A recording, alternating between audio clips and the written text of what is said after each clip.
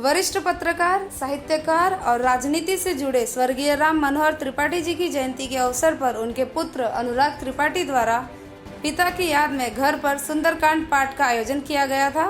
भजन गायक प्रेम प्रकाश दुबे द्वारा प्रस्तुत भजन और सुंदरकांड में समाज के विभिन्न क्षेत्रों से जुड़े अनेक सम्मानित जनों ने हिस्सा लिया। इस मौके पर क्या बोले अनुराग त्रिपाठी, आइए जानते हैं।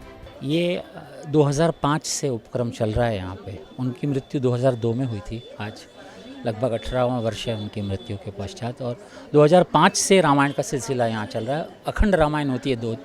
कोविड काल है, इसलिए छोटे से में और कम लोगों में सुंदरकांड हम लोगों ने कर लिया। जिनको नहीं बुला पाए उनसे मैं क्षमा मांगता हूँ आपके मार्फत कि हम उनको याद नहीं कर पाए। एक आयोजन ऐसा है जो वार्षिक एक तरह का सबके लिए, एक कुछ लोगों के लिए तो बिल्कुल जैसे श्रद्धा के तौर पे लोग आते हैं, वैसे धर्म तीर्थ के जैसे हो जाता है। तो माहौल एकदम धार्मिक होता है और उसके साथ साथ बाबूजी को याद करते हैं बहुत सारे लोग। उनको देखा है, उनके कार्यों को देखा है।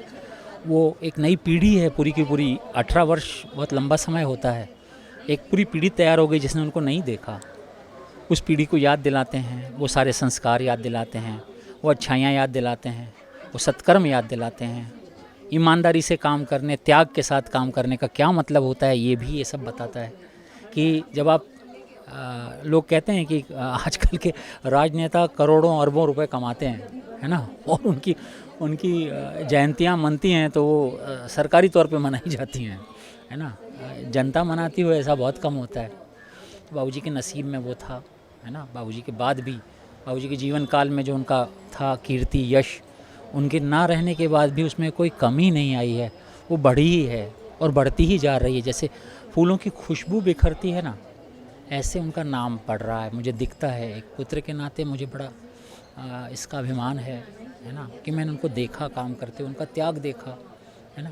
वो बेहद गरीबी में एक मंत्री रह कर के और घर में बिल्कुल लगभग भुखमरी जैसी हालत हो, ऐसी स्थितियाँ बहुत कम होती हैं, है ना। ये और जिस तरह से वो जिए, उस तरह जीना किसी भी राजनेता के लिए मुश्किल है। राजनीति बहुत जिस दर्जे को पहुंच गई है, वहाँ शायद पैसों का काम के बिना होती भी नहीं। उनका कालखंड कैसे चल गया इतना लंबा। ये 18 वर्ष तक विधायक रहे, वो 10 साल कॉर्पोरेटर रहे और लंबी पारियाँ खेली उन्होंने, वो भी बिना पैसों के, है ना। घर में कुछ नहीं और राजनीति खेल रहे थे वो। ये सब जनता का प्रेम था, ये उनको प्रेम भरपूर मिला। और आज नहीं है तब भी ये प्रेम उसी तरह कायम है, जो बहुत बड़ी चीज़ होता है। बाबूजी की जो कविताएं हैं बहुत प्रेरणादायी हैं। आज गाई गई यहाँ बाबूजी की कविता प्रेम प्रकाश दुबे जी ने आज यहाँ पे रामायण गाई, जो जाने माने कथावाचक है, जिनकी सुंदरकांड को 25 करोड़ व्यू हैं। वो सुंदरकांड हमने साक्षात आज उनके मुख से सुनी यहाँ। उन्होंने बाबूजी के ना रहने के ठीक बाद गाने लयबद्ध किए थे, वो किसी कारण से रिकॉर्ड नहीं हो पाए। आज वो उन्होंने सुनाए बाबूजी के गाने वो, और मुझे बड़े आश्चर्यजनक ढंग पे मैं कहाँ जाता हूँ और मुझे वो गीत सुनने को मिलते हैं। साहित्यिक कार्यक्रमों में साहित्यकारों को रटे हुए हैं वो गाने उनके, और वो मैं नहीं बोलता हूँ, वो गा के सुनाते हैं। ऐसी स्थिति रहती है, सुन के अच्छा लगता है ना। ये ऐसी चीज़ें हों तो कुछ बड़े सुखद पल हैं, है ना। मैं बड़ा भाग्यशाली था, मैंने तो कुछ ऐसा किया नहीं था। शायद पिछले जन्मों के कर्म अच्छे रहे होंगे, इसलिए उनके घर में जन्मा उनके पुत्र के तौर पर। ये मेरे लिए भाग्य की बात रही। और वो एक तरह की चलती फिरती यूनिवर्सिटी थे, महाज्ञाता। उनकी लाइब्रेरी में 5,500 पुस्तकें थी, वो सब पढ़ी हुई, है ना, ठीक है। और वो रोज़ कम से कम 18 अखबार पढ़ते थे, और मैगजीन्स वगैरह तो मैं गिनती नहीं कर सकता उसकी कि कितनी हो सकते हैं ना। तो वो बहुत गहन वाचन वाले यूनिवर्सिटी वाले आदमी थे। तो रोज़ कुछ ना कुछ वो बड़े सूत्र में मुझको दे देते थे कुछ चीज़ें। अक्सर ऐसे सूत्र वो दे दिया करते थे, है ना।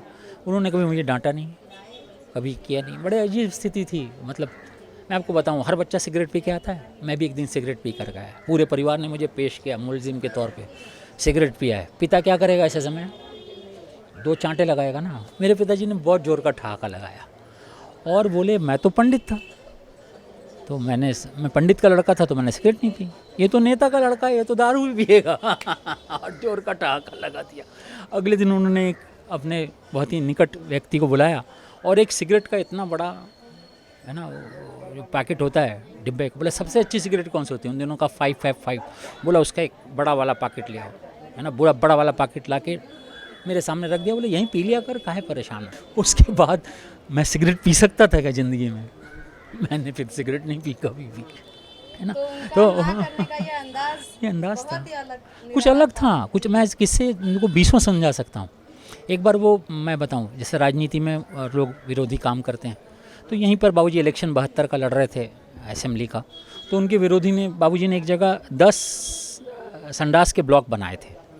अब उसने एक कॉरपोरेटर था लोकल शिवसेना का, वो दबंग टाइप का, उसने अपना बोर्ड लगा दिया वहाँ, और मीटिंग थी, मैं भी था, मैं बहुत छोटा था लेकिन उस मीटिंग में गया हुआ था, सामने वाले रो में बैठा था। बाबूजी ने पूरी मीटिंग में, अब वो सबकी स्थिति कि ये ब्लॉक पे क्यों त्रिपाठी जी का नाम लगना चाहिए था, इसने क्यों लगाया, सबकी शिकायत, 10 भाषण हुए, 10 भाषण उस संडास के ब्लॉक के ऊपर, सब राजनीति छोड़ के, ऐसी स्थिति है ना।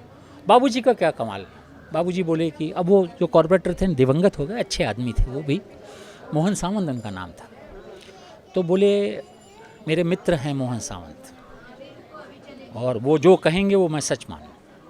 वो अगर कहते हैं ये टॉयलेट ब्लॉक मोहन सावंत ने बनाए हैं, तो ये टॉयलेट ब्लॉक मोहन सावंत ने बनाए हैं। सब आश्चर्यचकित कि क्या बोल रहे हैं, बोला हाँ, इसके आगे जो जो मोहन सावंत बोलेंगे वो सब उनके नाम पर। बोले ताजमहल किसने बनाया, मोहन सावंत ने बनाया। लाल किला किसने बनाया, मोहन सावंत ने बनाया।